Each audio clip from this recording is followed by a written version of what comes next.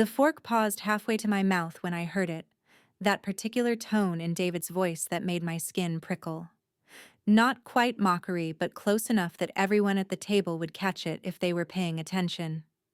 Before we jump back in, tell us where you're tuning in from, and if this story touches you, make sure you're subscribed.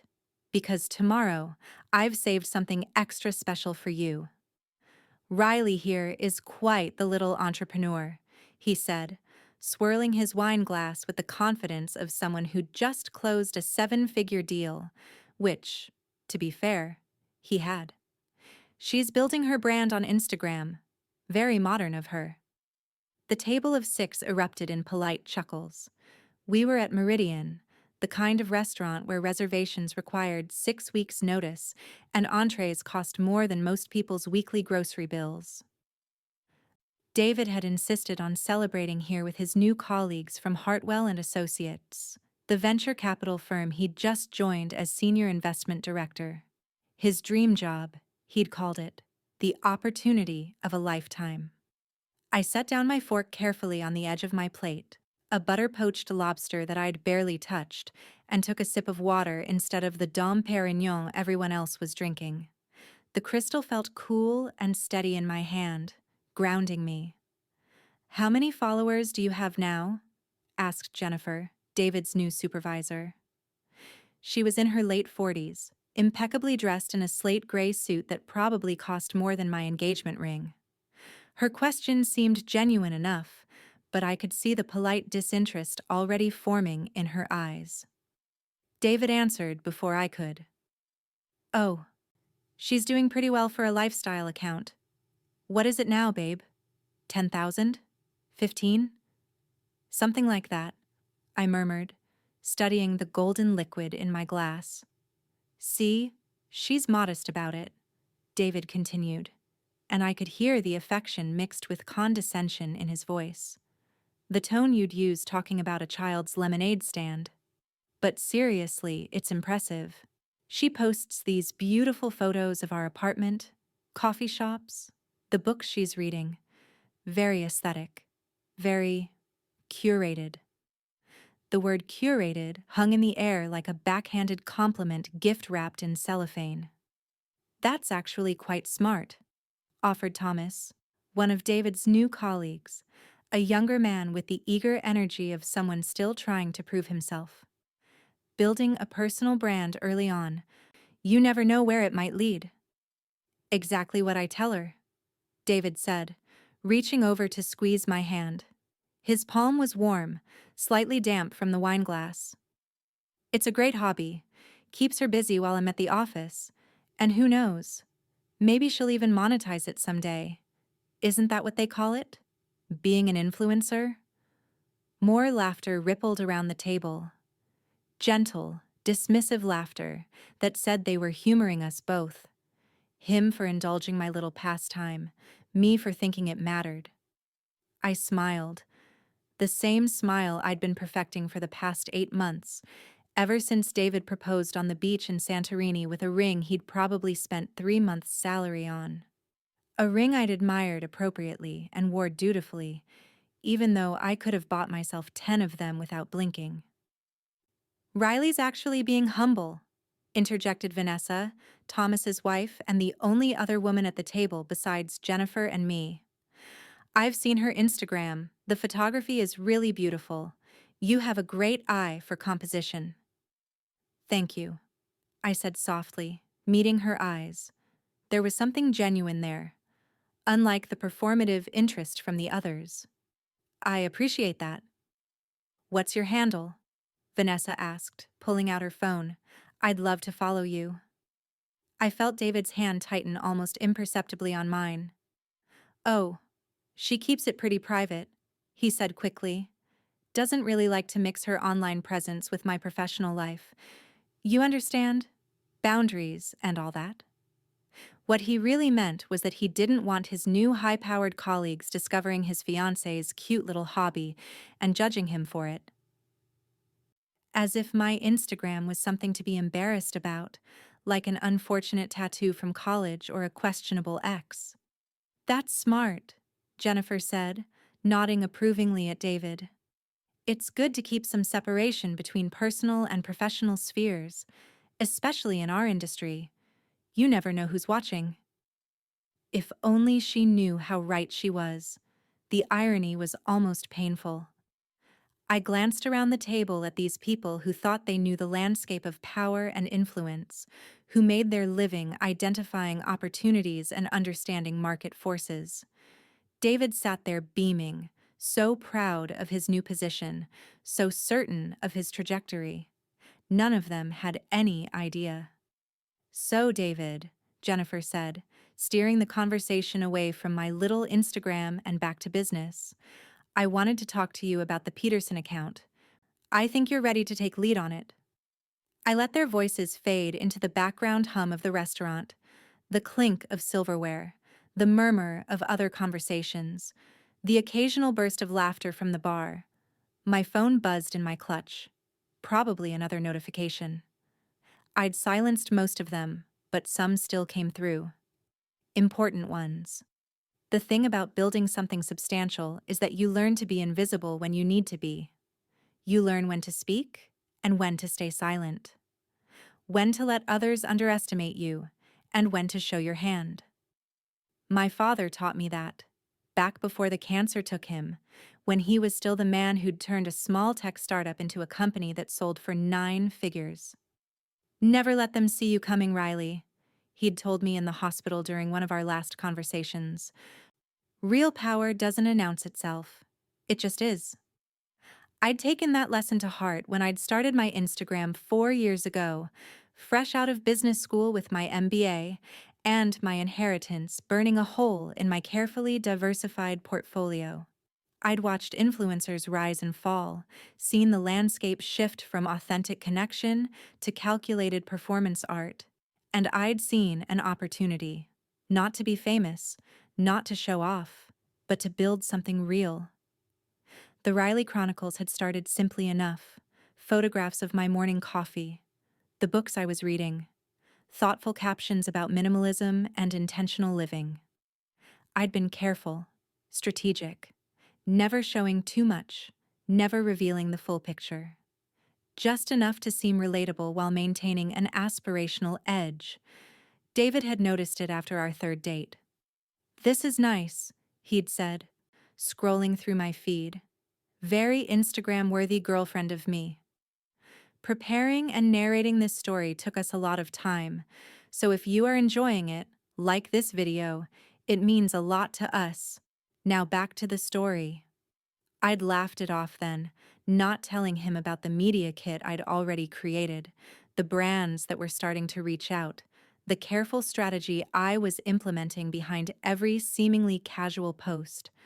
Not telling him that I'd already hit 50,000 followers and was growing by thousands every week. By the time he proposed, I had 400,000 followers.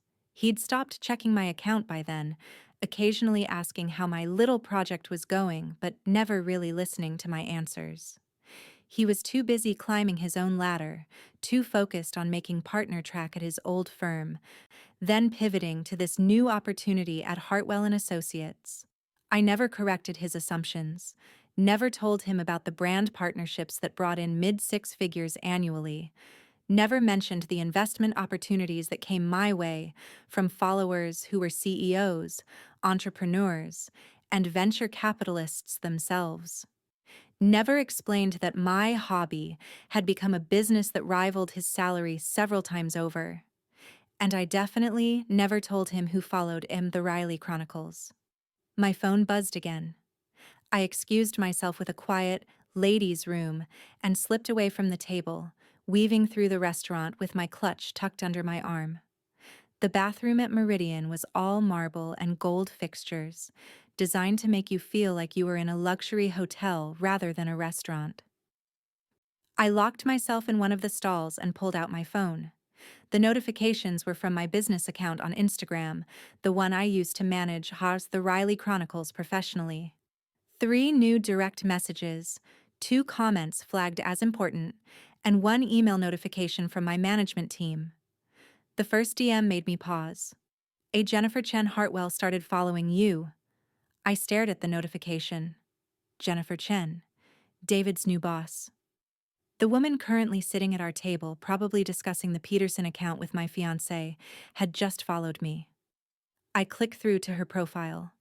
Private account, 847 followers, following 492 people.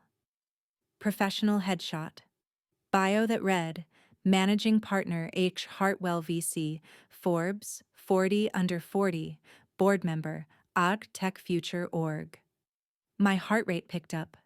Not from anxiety, but from the electric recognition of a moment pivoting into place. I'd seen Jennifer's profile before. She'd been on my followers list for at least 8 months, hiding behind a private account with no profile picture and a username that gave nothing away. But I'd done my due diligence when David first mentioned interviewing at Hartwell and Associates. I'd researched every partner, every decision maker, and I'd recognized the patterns in the engagement, the timestamps of likes, the specific posts that resonated. I'd known Jennifer Chen followed the Riley Chronicles. She just hadn't known that I knew. And she definitely hadn't connected Riley Chen. The username was just my first name followed by my carefully branded handle, with Riley Morrison, David's fiancé who made cute posts about coffee. Now she was making the connection. Now her private Jennifer Chen account was being replaced by her professional one. Now she was, presumably, scrolling back through months of my content with new eyes. The second DM was from Alexandra Park, CEO of Streamline Digital and one of my earliest supporters. Saw you're at Meridian tonight. Your story from earlier. We're having drinks at the Vault in an hour if you want to stop by. Would love to catch up about that partnership we discussed. Bring David if he's free. We'd love to meet him. I almost laughed. Alexandra had 15 million followers across her platforms and had built a digital empire worth north of $200 million. She wanted to meet David, who thought my Instagram was a cute hobby. The third DM was from my management team. HarperCollins confirmed they want to move forward with the book deal. Advance is 2.4 million for 2 books. Contract being drafted.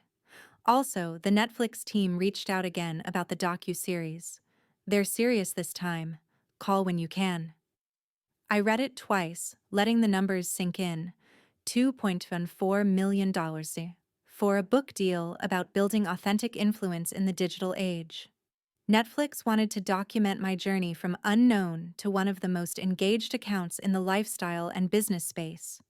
And David thought I had maybe 15,000 followers. I composed myself, checking my reflection in the mirror.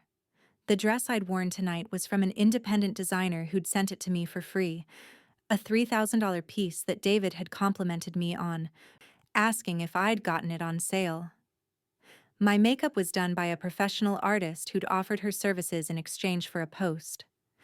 The bag I carried was from a luxury brand collaboration that had paid me $50,000 for 3 months of integration.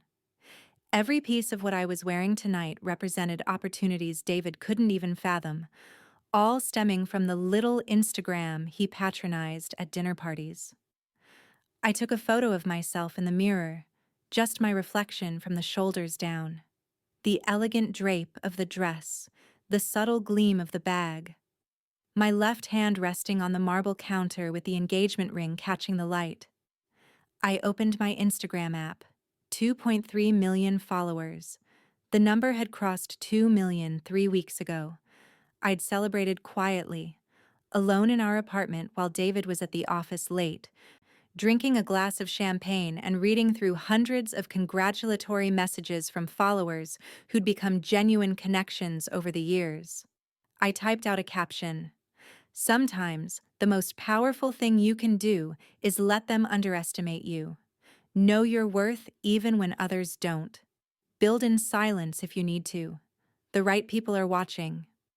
I posted it without tagging the location, without tagging David, without any context that would connect it to this dinner.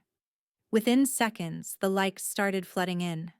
Comments from CEOs, entrepreneurs, other influencers, and thousands of regular people who'd found value in my content over the years. When I returned to the table, David was deep in conversation with Jennifer about market projections. He barely glanced up as I slid back into my seat, just reached over to squeeze my knee absently while continuing his pitch about why Hartwell should invest more heavily in sustainable tech. "So, Riley," Vanessa said, turning to me with genuine interest, "David mentioned you studied business. Did you go to grad school?" "I did," I said, grateful for her attempt to include me. "Got my MBA from Columbia." "Columbia?" Jennifer looked up with new interest. "What year did you graduate?" 2021. "Were you there when Professor Martinez was still teaching? The venture capital and private equity course?" I nodded. "I took his class, actually. He was brilliant." "He was one of my mentors," Jennifer said, and for the first time that evening, I saw her look at me with something other than polite dismissal. "What was your focus?" "Digital business models and emerging markets." I wrote my thesis on the evolution of influencer marketing and its impact on traditional VC investment patterns. David's hand tightened on my knee again, a warning. He didn't like it when I got too detailed about my education around his colleagues. It threatened the narrative he'd constructed. The supportive fiancé who played around with social media while he built his real career. But Jennifer was leaning forward now, her wine glass forgotten. That must have been 2020, 2021, right when the influencer market was exploding post-pandemic. That's fascinating timing. Did you focus on any particular sector? Lifestyle and business intersection primarily, looking at how influencers were becoming legitimate business entities and how that was changing the investment landscape. "And now you're building an Instagram account yourself," Jennifer said slowly, and I could see the wheels turning in her mind. "How meta?" "Something like that," I said with a small smile. Thomas jumped in, oblivious to the shift in energy. "Have you thought about taking it full-time? Making it a real business?" David laughed, the sound just slightly too loud. "Riley's exploring her options. We've talked about her maybe getting back into consulting once we're married. Put that MBA to use in a more traditional way." "Traditional isn't always better," Jennifer said quietly, still looking at me. Her phone was face down on the table, but I'd bet anything she was itching to pick it up, to go back to her Instagram app, to confirm what she was starting to suspect. The rest of dinner passed in a blur of conversation about markets and opportunities. David was in his element, dazzling his new colleagues with his insights and ambition. I played my role perfectly, the supportive fiancé, asking appropriate questions, laughing at the right moments, staying mostly quiet. By the time dessert arrived, some deconstructed tiramisu that looked like modern art on a plate, my phone had buzzed 17 more times. I ignored all of them. "This has been wonderful," Jennifer said as the check arrived. She reached for it before David could, waving away his protests. "My treat." "Welcome to the team properly, David. And Riley." She turned to me with a smile that didn't quite reach her eyes. "It was truly enlightening to meet you." The word enlightening carried weight. Outside the restaurant, the October air was crisp and sharp. David was buzzing with energy, talking a mile a minute about how well the dinner had gone, how impressed Jennifer seemed, how this was the beginning of everything he'd been working toward. I let him talk, murmuring agreement at appropriate intervals while I watched the city lights blur past the window of our Uber. My phone continued its steady vibration in my clutch.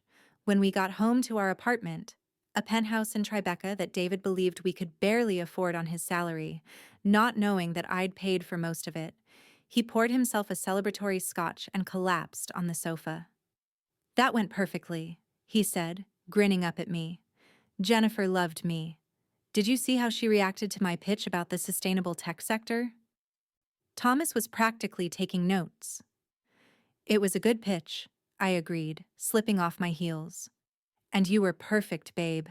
Exactly what I needed. Supportive, smart enough to keep up but not so much that you dominated the conversation. It's a balance, you know. I hummed non-committally, checking my phone. 43 notifications now. What's so interesting on there?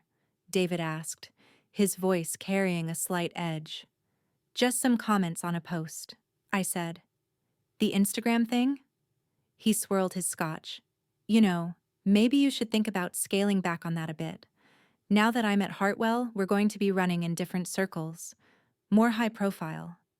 I don't want people getting the wrong idea about you, about us. What kind of wrong idea?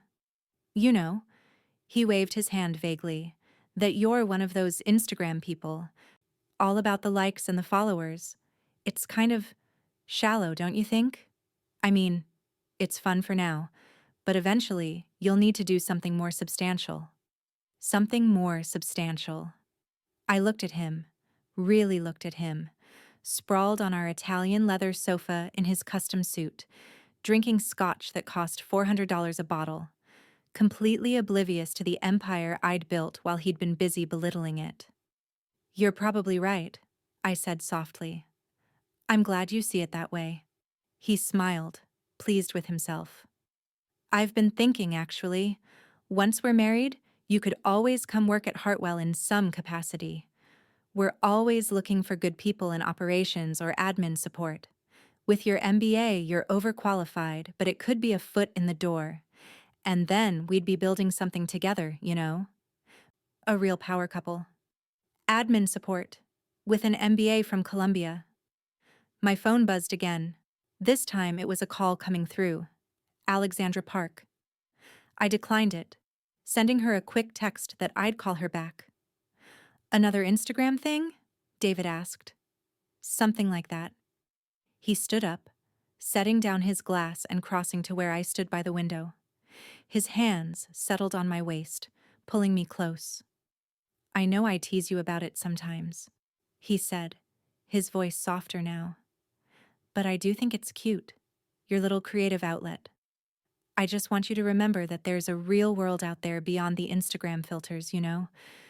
Real careers, real success. I know, I said. He kissed my forehead. I'm going to take a shower. Don't stay up too late scrolling through those comments. Early day tomorrow. Jennifer wants me to sit in on the senior partners meeting. When he disappeared into the bathroom, I finally opened my phone properly. The notifications were overwhelming, but one stood out. Jennifer Chen Hartwell, sent you a message. I opened it. We need to talk. Are you free for coffee tomorrow morning? Just us. There are some things I think we should discuss about your Instagram account, and about David. I read it 3 times, my heart beating steadily in my chest. Not from fear, but from the recognition that the carefully constructed walls between my 2 lives were starting to crumble. And maybe, just maybe, it was time to let them. I typed out a response. Tomorrow at 9 a.m., there's a coffee shop in Soho, grounded. I know the owner. I knew the owner because they'd renovated their entire space based on my recommendations after a partnership post that had brought them 40,000 new customers. But Jennifer didn't need to know that yet. Her response came immediately. Perfect. See you there. And Riley? Come prepared to have a very honest conversation.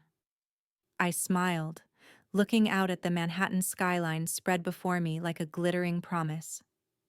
Behind me, I could hear the shower running, could picture David in there, washing away the evening, already planning his next move at Hartwell, completely unaware that tomorrow morning would change everything. For 8 months, I'd been living in 2 worlds. In one, I was Riley Morrison, David's supportive fiancé with her cute Instagram hobby, content to play the role of the woman behind the successful man. In the other, I was The Riley Chronicles, a voice that reached millions, a business worth millions, a force that people like Jennifer Chen followed for inspiration and strategy. Tomorrow, those worlds were going to collide. I opened my Instagram and looked at the post I'd made from Meridian's bathroom. It had 47,000 likes now, hundreds of comments from people who'd felt unseen and underestimated, who'd found strength in the message. One comment stood out from a verified account I recognized, Jennifer Chen Hartwell. The right people are always watching. Looking forward to our coffee tomorrow, Riley. She'd commented publicly, using her real account on my post, which meant that by tomorrow her entire network would be able to connect the dots. Which meant that by tomorrow, everyone at Hartwell and Associates, including the senior partners who'd be sitting in that morning meeting with David, would know exactly who Bomb the Riley Chronicles was, would know exactly who David's fiancé actually was. I should have felt anxious, should have worried about the confrontation to come, about how David would react, about the exposure of my carefully guarded secret. Instead, I felt free. I pulled out my laptop and opened it on the kitchen counter. The book deal contract was waiting in my email, along with 3 other offers for partnerships worth a combined $1.2 million. There were interview requests from Forbes, Business Insider, and the Wall Street Journal. There was an invitation to speak at Stanford's business school about building authentic digital businesses. All from my little Instagram. I began drafting an email to my management team, outlining my decision to finally step fully into my public identity. No more hiding.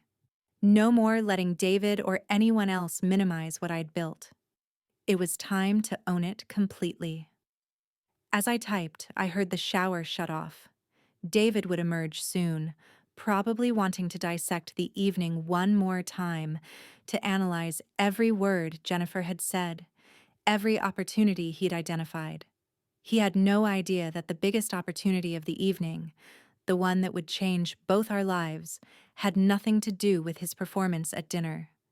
It had everything to do with the woman he'd dismissed as having a little Instagram. The woman who, tomorrow morning, would sit down with his new boss and have a very different conversation than the one he was imagining. I saved my draft and closed the laptop, my smile widening. Sometimes the most powerful thing you can do is let them underestimate you. Tomorrow, David was going to learn that lesson the hard way. I didn't sleep much that night. Not from anxiety, but from the crystalline clarity that comes when you finally stop hiding and decide to step into the light. David snored softly beside me, one arm thrown across my waist with the casual possession of someone who believed he knew every corner of my life. At 5:47 a.m., my phone lit up with a text from Alexandra Park. Heard through the grapevine that Jennifer Chen finally figured it out. This is going to be interesting. Call me after your coffee. And Riley? Don't let her lowball you. Hartwell needs you more than you need them. I slipped out of bed carefully, padding into the kitchen to make coffee in the silence of pre-dawn Manhattan.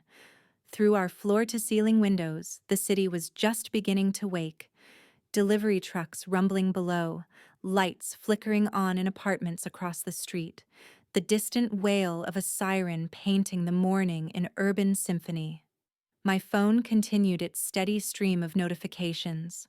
Overnight, Jennifer's comment on my post had been noticed by others in the venture capital world. People were connecting dots, sending congratulatory messages, asking if I was finally going public with my identity. My management team had sent 3 emails with subject lines ranging from urgent media strategy to "you're trending" on LinkedIn. I was trending on LinkedIn because Jennifer Chen had shared my post to her 340,000 followers with the caption, "Sometimes the most valuable investments are the ones hiding in plain sight." Excited to learn more from this brilliant voice. David's boss had essentially outed me to the entire venture capital community. By 7:15, I was showered and dressed in what I thought of as my real armor, a tailored pantsuit from an emerging designer I'd featured last month, minimal jewelry except for a pair of statement earrings from a women-owned brand, and the engagement ring that suddenly felt heavy on my finger. I kept my makeup natural but polished, my hair in loose waves. I looked like someone who ran a multi-million-dollar business, because I did. David emerged from the bedroom at 7:43, already talking on his phone about the senior partners meeting. He blew me a kiss, grabbed the green smoothie I'd made him, and was out the door by 7:51 without asking about my plans for the day. I waited until 8:15 to leave, taking an Uber to Soho. Grounded Coffee was already busy when I arrived, a converted warehouse space with exposed brick, living walls of plants, and the kind of artfully mismatched furniture that photographed beautifully. The owner, Simone, spotted me immediately and waved me to the corner table she'd reserved. "She's already here," Simone whispered, nodding toward the back. "Been here since 8:45, ordered a double espresso and has been on her phone the entire time." Jennifer looked up as I approached, and I saw the exact moment she took in the real me, not the quiet fiancé from last night, but the woman who'd built something she clearly respected. She stood, extending her hand. "Riley, thank you for meeting me." "Of course." I shook her hand, noting the firm grip, though I'm curious what warranted such urgency. We sat, and for a long moment Jennifer just studied me. Then she pulled out her phone, opening Instagram to my profile. The Riley Chronicles, 2.3 million followers, verified account, partnership with at least 40 major brands that I can identify just from scrolling through your last month of posts. Featured in Forbes, Entrepreneur, and Fast Company. Represented by Stellar Management Group, the same firm that reps 3 of the top 10 business influencers in the world. She set down her phone and looked at me directly. When David interviewed with us 6 months ago, he submitted a standard background disclosure form. Spouse or partner's employment, any potential conflicts of interest, that sort of thing. "Do you know what he wrote under your name?" I shook my head, though I could guess. "Unemployed, pursuing personal interests." That's a direct quote. Jennifer leaned back in her chair. "Now, I've been following your account for almost a year. I found you through a post about strategic thinking in digital spaces. Your content on building authentic engagement while maintaining business acumen is some of the best I've seen. You've influenced several of my own investment decisions, though you probably don't know that." "I know," I said quietly. Her eyebrows rose. "You knew I followed you?" "I make it my business to know who my engaged followers are, especially in the VC and finance sectors. You comment regularly, always thoughtfully. Your private account, the one you used before switching to your public profile last night, liked posts at very specific times, usually around 6 a.m. or after 10 p.m. I assumed busy executive, probably East Coast based on timing. When David started interviewing at Hartwell, I did my research. I recognized your patterns." Jennifer laughed, a genuine sound of surprise and respect. "So you've been aware this whole time that your fiancé's new boss follows your Instagram?" "Yes." "And you never told him?" "No." "Why?" I took a sip of the latte Simone had brought over, perfectly crafted, with a Rosetta pattern that would photograph beautifully. Out of habit, I'd almost taken out my phone to capture it before remembering where I was, who I was with. "Because David never asked," I said finally. "He never asked how many followers I really had. Never asked what kind of content I created or who engaged with it. He never asked if my little Instagram made money or had any real value. He just assumed it didn't. Because in his mind, anything that wasn't a traditional corporate job couldn't possibly be successful." Jennifer nodded slowly. "Last night at dinner, when he said you had maybe 15,000 followers and called it a hobby, how did that feel?" "Like every other time he's minimized what I do," I said, surprised by my own honesty. "Like being erased while sitting right there in plain sight." "Why did you let him?"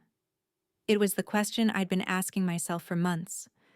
Because I wanted to see who he really was, without the complication of my success. I've dated men before who were attracted to my money, my connections, my opportunities. They saw me as a ladder to climb. When I met David, I thought maybe if I kept that part of myself hidden, I'd find someone who loved me for who I actually was, not what I could provide. And instead, you found someone who's comfortable loving a smaller version of you, Jennifer said. It wasn't a question. The words hit harder than I expected. I looked down at my coffee, watching the foam slowly dissolve into the espresso beneath. Riley, I need to be direct with you about something. Jennifer's voice shifted into business mode. Hartwell and Associates is in the process of launching a new initiative, a digital influence fund. We're looking to invest in influencers who've built legitimate businesses, who understand brand value and authentic engagement. We've been researching potential partners for months. Your name has been on our shortlist since January. I looked up sharply. My name? We knew the Riley Chronicles was based in New York. We knew you had an MBA and business background based on your content. We knew you were represented by Stellar. What we didn't know was your real identity. You've kept that remarkably private. And we definitely didn't know you were engaged to our newest senior investment director. That's quite the conflict of interest, I said. It would be if David knew who you were and was using that connection to influence business decisions. But he doesn't know. Which means the conflict isn't on our end. It's on his. Jennifer leaned forward. Riley, David submitted false information on his disclosure form. Whether he did it intentionally or out of ignorance doesn't matter. He represented you as unemployed when you're actually running a 7-figure business. That's a problem.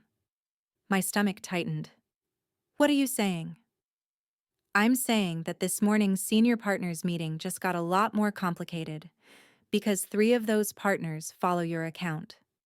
And when they saw my comment last night and started putting pieces together, they had questions. Questions about why David would misrepresent his fiancé's career.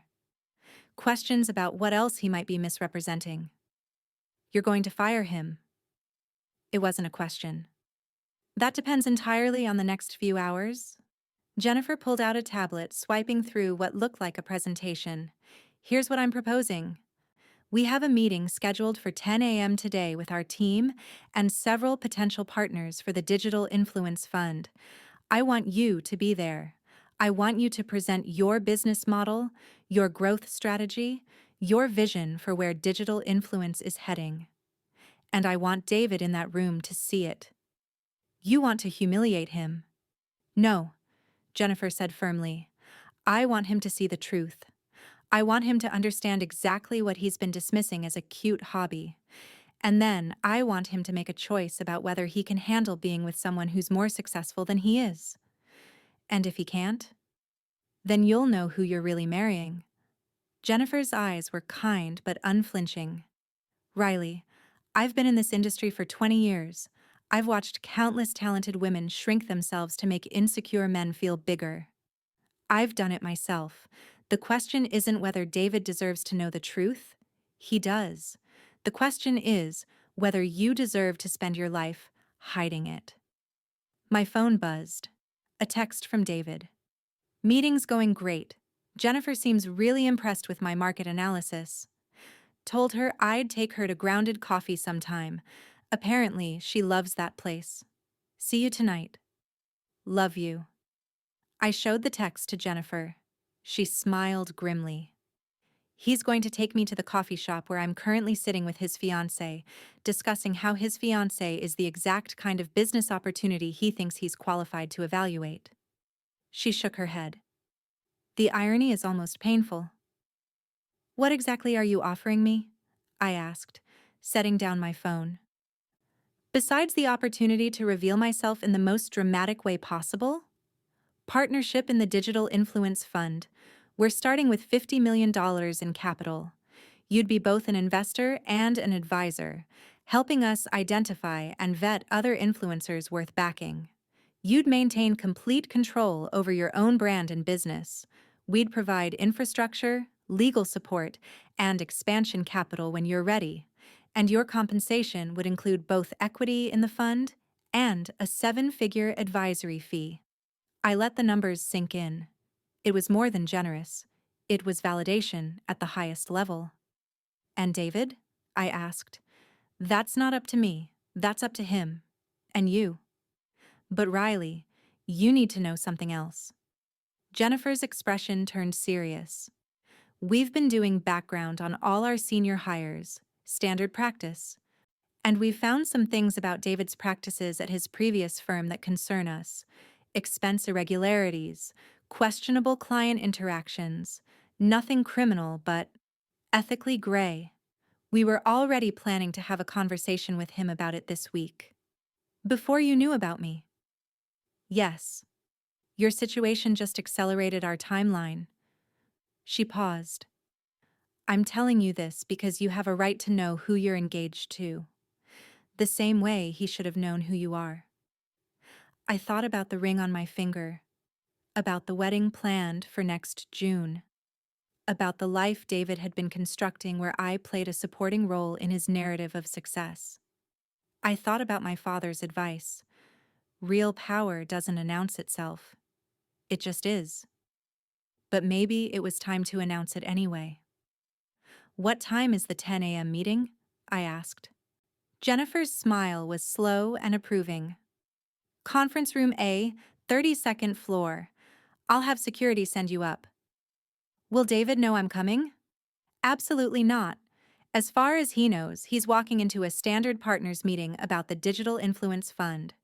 Jennifer stood, extending her hand again. Riley, whatever happens today, I want you to know that I have enormous respect for what you've built. The fact that you did it while being systematically undermined by the person who should have been your biggest supporter? That makes it even more impressive. We shook hands, and I watched her leave, already on her phone, orchestrating what was about to unfold. I sat alone and grounded for another 30 minutes, sipping my coffee and watching the morning crowd come and go.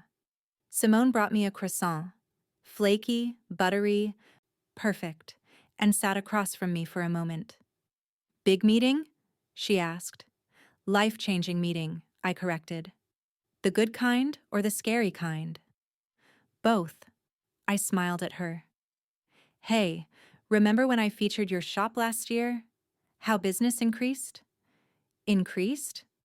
Riley, we tripled our revenue in 6 months. We opened 2 new locations. I've been meaning to send you flowers or something more substantial than free coffee for life. What if I told you there might be investment opportunities coming your way? Real capital to expand nationally. Her eyes widened. Are you serious? Very. But I need you to do something for me first. I pulled out my phone and opened the camera app. Take a picture of me here, right now. I want to capture this moment. Simone took the photo. Me at the corner table. Morning light streaming through the warehouse windows. Coffee and croissant artfully arranged. My expression calm but determined. I posted it immediately with a caption. Big meetings require good coffee and better courage. Sometimes the truth you've been hiding is the freedom you've been seeking. Here's to stepping into the light. Grounded Soho. The likes started immediately. Comments poured in. And among them, 3 minutes after I posted. David Keller, Fra Hartwell, CEC. Wait, you're at Grounded? I'm literally in the building across the street. Small world? See you tonight.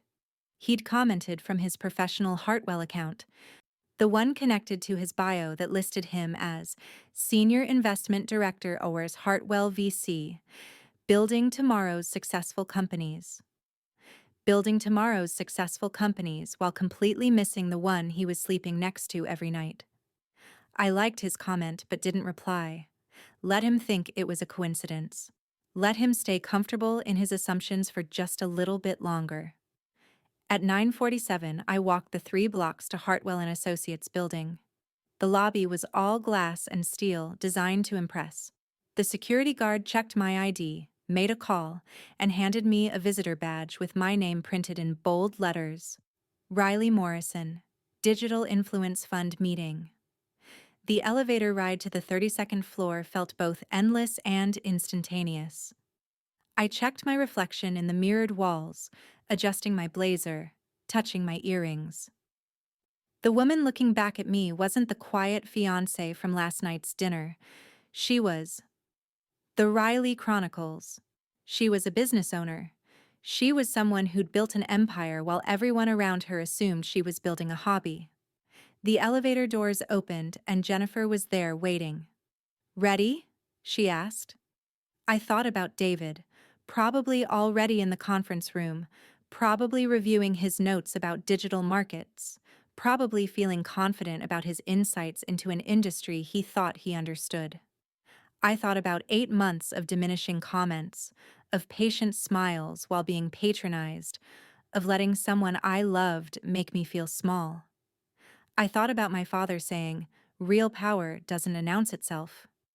"Ready," I said. Jennifer led me down a corridor lined with glass-walled offices, past assistants and junior associates who glanced up curiously at the visitor badge I wore. At the end of the hall, double doors opened into a conference room that looked out over Lower Manhattan, the morning sun turning the city golden. Inside, 6 people sat around a massive table. I recognized 3 of them from their LinkedIn profiles, senior partners at Hartwell. 2 others appeared to be lawyers or advisors. And at the far end, laptop open, completely absorbed in his presentation notes, sat David. He looked up when we entered, his expression moving from mild curiosity to confusion to dawning recognition. I watched him process my presence. The business attire, the visitor badge, the way Jennifer stood beside me like a colleague, rather than a stranger. "David," Jennifer said smoothly, "I don't believe you've properly met our 10 a.m. presenter. This is Riley Morrison, also known as the Riley Chronicles.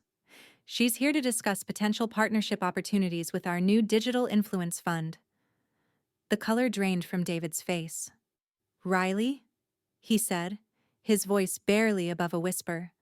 "What are you? Why are you? Why am I here?" I finished, setting my bag down on the table and pulling out my own tablet. "Because Jennifer invited me to discuss a business opportunity. The same reason you're here, I imagine." One of the senior partners, a man in his 60s with sharp eyes, leaned forward. "Ms. Morrison, we've been trying to connect with you for months. Your team has been understandably protective of your privacy. We're honored that you agreed to meet with us." "The honor is mine," I said, my voice steady even though my heart was racing.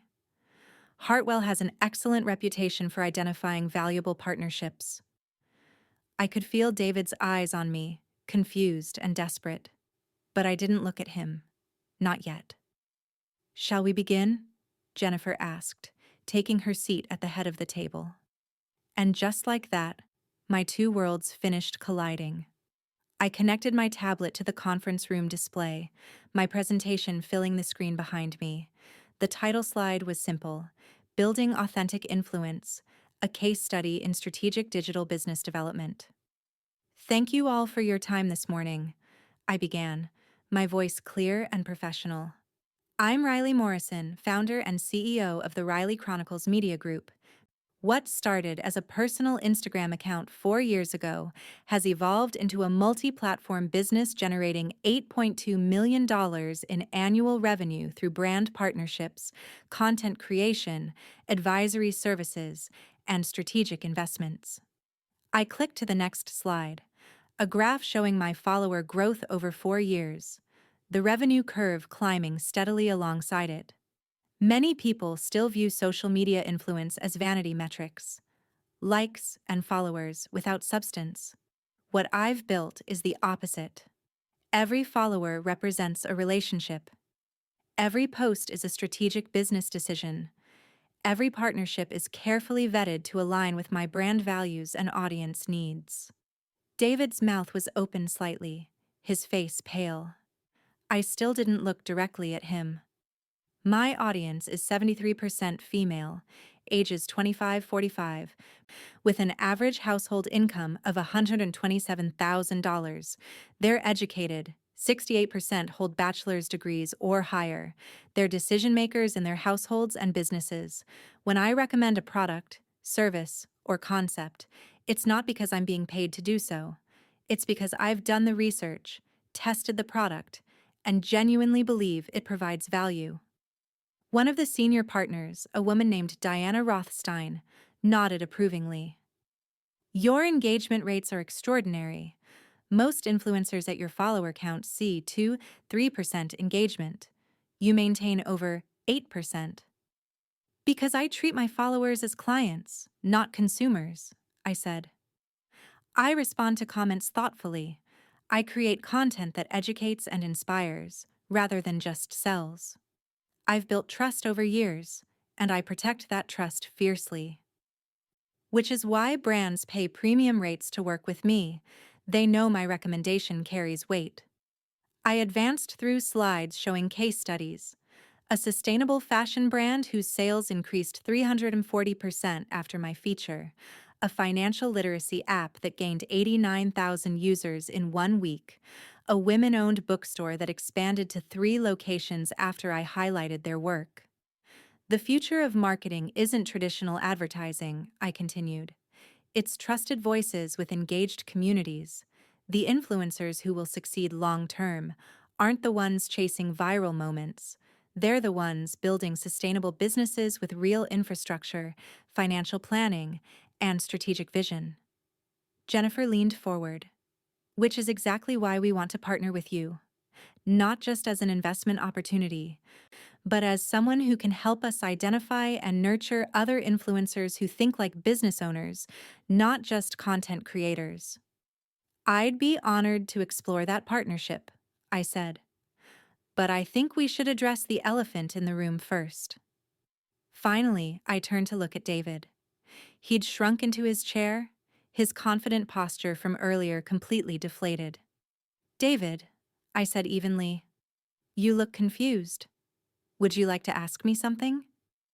His eyes darted around the table, seeking an escape that didn't exist. Riley, I don't understand. How long have you been building this business? I finished. 4 years. Since before we met, actually. You knew I had an Instagram account. You just never bothered to ask anything about it beyond assuming it was a cute hobby. But you told me. You said you were just posting pictures, that it was for fun. No, I interrupted gently but firmly. You told me that's what it was. You decided that's all it could be. I never actually said any of those things. I just stopped correcting your assumptions. Jennifer's voice cut through the tension. David, when you completed your employment disclosure forms, you listed Riley as unemployed. Can you explain why? He ran a hand through his hair, a gesture I recognized from every time he was cornered. I mean, she doesn't have a traditional job. She works from home, posts on social media. I didn't think that counted as employment. An $8.2 million business doesn't count as employment? Diana's voice was ice. David, we've been following the Riley Chronicles for months as part of our research for this fund. Several of us have implemented strategies based on her content. You've been living with one of the most influential voices in digital business, and you characterized her as unemployed? I didn't know, he said weakly. She never told me. Did you ever ask? I said quietly. Did you ever once ask how many followers I had? How much money I made? What my business model was? Or did you just assume that because it wasn't your kind of success, it couldn't be real success? The silence that followed was devastating. One of the senior partners, an older man named Robert Chen, cleared his throat. Ms. Morrison, I have to ask, why did you keep this from your fiancé? I'm not judging, I'm genuinely curious about the psychology of it. I took a breath, organizing my thoughts. Because I wanted to see who he was when he thought we were equals, or when he thought he was ahead. I've dated men before who were attracted to my success, who saw me as an opportunity. With David, I thought maybe if I kept that part of myself hidden, I'd find something authentic. Someone who loved me for who I was, not what I had. And what did you find? Robert asked. I looked at David, really looked at him, seeing the man I'd planned to marry. I found someone who was only comfortable loving a smaller version of me, someone who needed to feel superior, and I realized that's not partnership, it's performance. David's face flushed. That's not fair, Riley. I supported you. I encouraged your Instagram thing. You encouraged it as long as you could dismiss it, I said. The moment you thought it might be something significant, you wanted me to scale back. Last night you suggested I quit and come work in admin support at Hartwell. Admin support, David. With an MBA from Columbia and a business worth more than you'll make in the next 5 years. I didn't know it was worth that much. Because you never asked. My voice rose slightly before I controlled it. You never asked because you didn't want to know. Because knowing would mean acknowledging that maybe I had something you didn't.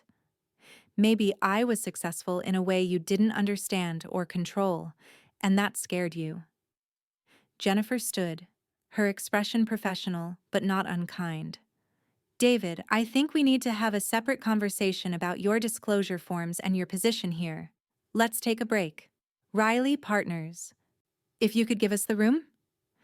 We filed out, leaving David alone with Jennifer and the senior partners. In the hallway, Diana approached me with a warm smile. That took courage, she said, both building what you've built and revealing it the way you just did. Thank you, I said, my hands trembling slightly now that the adrenaline was fading.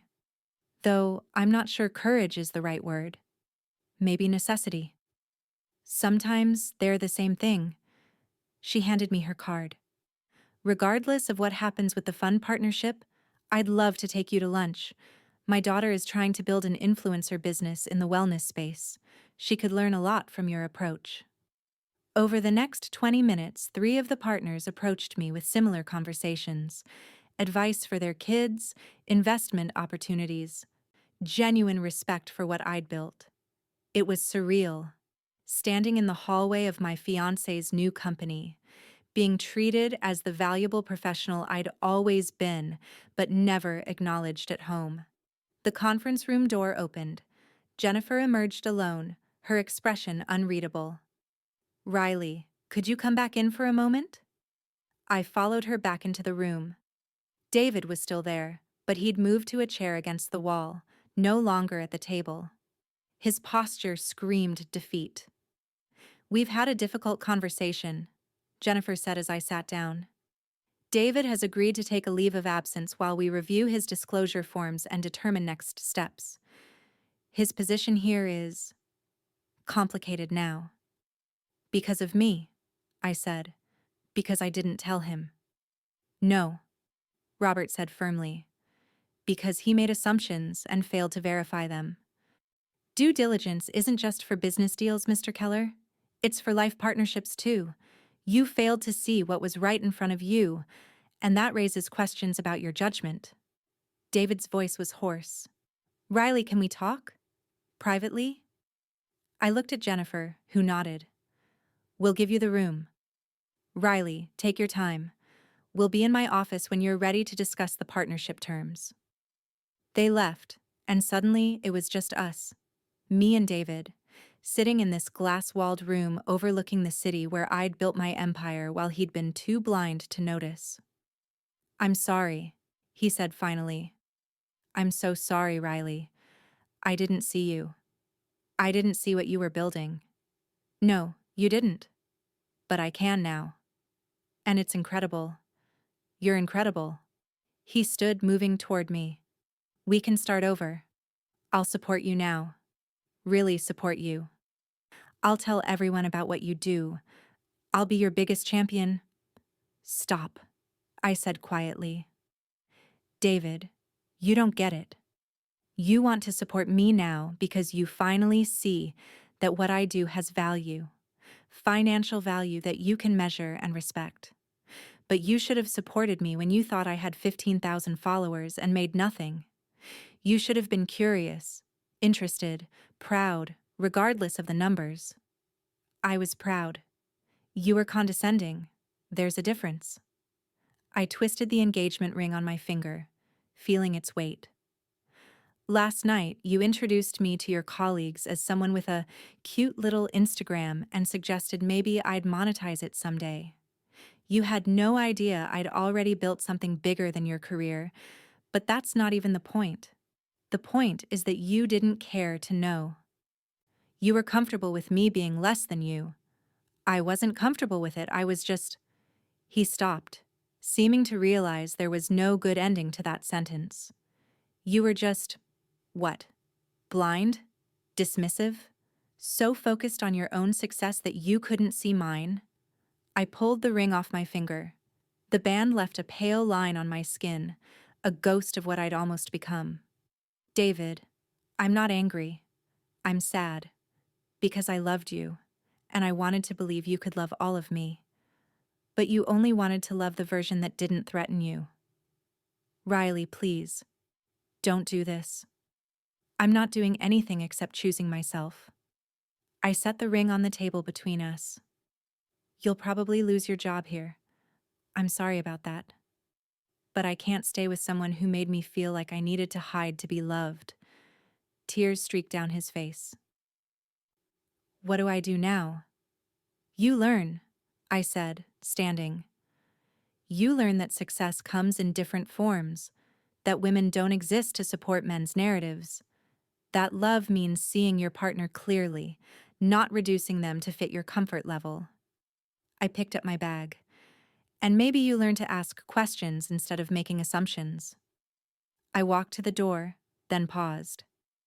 For what it's worth, David, I think you could have handled this knowledge.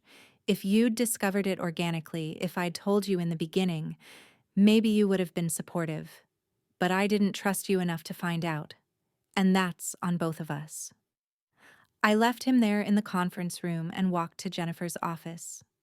She looked up from her computer, Diana and Robert with her. How are you feeling? Jennifer asked. Free, I said honestly. Terrified, but free. Good.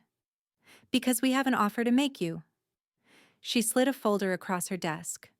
Full partnership in the Digital Influence Fund, 20% equity, $2 million annual advisory fee, complete control over your own brand operations. We handle legal, infrastructure, and provide capital for expansion when you're ready. You help us identify and support other influencers who think like CEOs. I opened the folder, scanning the terms. They were generous, more than generous. There's one condition, Robert said. We want you to go fully public with your identity. Speaking engagements, media interviews, the whole package. The fund needs a visible face, someone who can articulate this vision. We think you're perfect for it. No more hiding, no more living in two separate worlds. Just me, fully visible, fully present.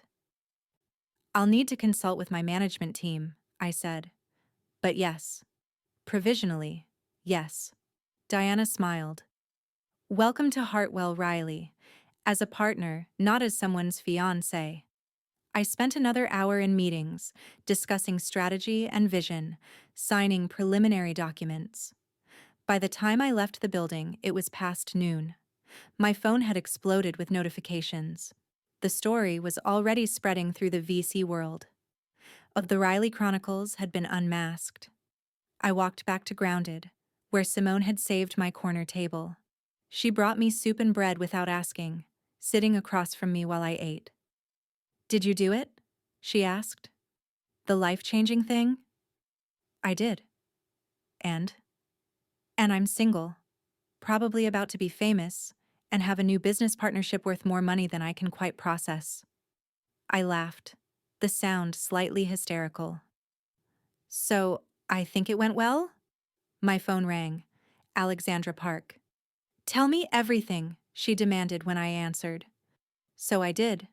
I told her about the meeting, about David's face, about the ring I'd left on the conference table, about the partnership offer. She listened to all of it, and when I finished, she was quiet for a moment. Riley, I'm proud of you, she said finally. You just chose yourself. Do you know how rare that is? It doesn't feel rare. It feels terrifying. Good. That means you're doing it right. She paused. The Netflix team called me this morning.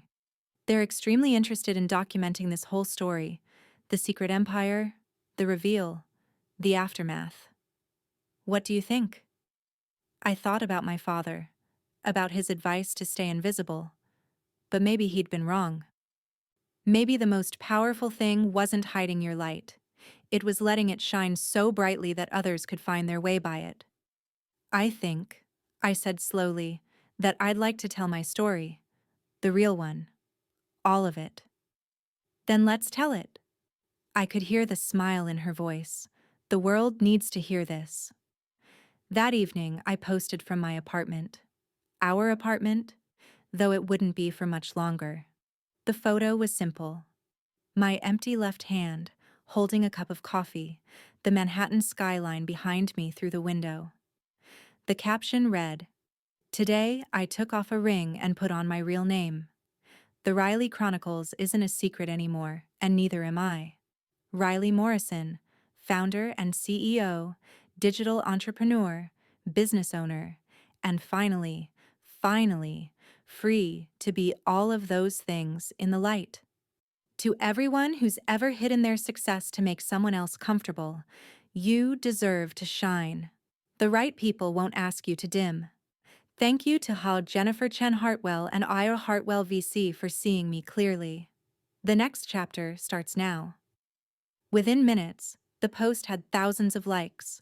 Comments poured in from followers sharing their own stories of hidden accomplishments, diminished dreams, and the courage it took to claim their space. And among them, one comment that made me smile. Simone grounded, coffee. This woman changed my business and changed my life. If you're not following the Riley Chronicles yet, you're missing out on one of the most brilliant minds in digital business. Also, she's an even better person than she is a businesswoman. That's saying something. I sat there as the sun set over Manhattan, watching my phone light up with opportunities and congratulations, feeling the weight of secrecy lift from my shoulders. David texted me once, "I'm sorry for everything. You deserved better." I wrote back, "We both did. I hope you find it." 3 months later, I stood on a stage at South by Southwest, speaking to 2,000 people about building authentic influence and refusing to shrink yourself for anyone's comfort. In the audience, I spotted Jennifer and Diana, both smiling. Simone had flown in from New York. Alexandra was in the front row, filming snippets for her own Instagram story. My keynote was called "The Power of Being Underestimated." And as I spoke, I thought about that dinner at Meridian, about David's condescending introduction of my little Instagram, about the choice I'd made to finally step into the light. Sometimes the most powerful thing you can do is let them underestimate you, not forever, but just long enough to build something they can't ignore. And then you show them exactly what they failed to see. The applause when I finished was thunderous. But the best part wasn't the standing ovation or the opportunities that followed, or even the Netflix crew filming it all for the docu-series. The best part was knowing that I'd never have to hide again. The end. Up next, you've got 2 more standout stories right on your screen. If this one hit the mark, you won't want to pass these up. Just click and check them out. And don't forget to like, subscribe, and turn on the notification bell so you don't miss any upload from us.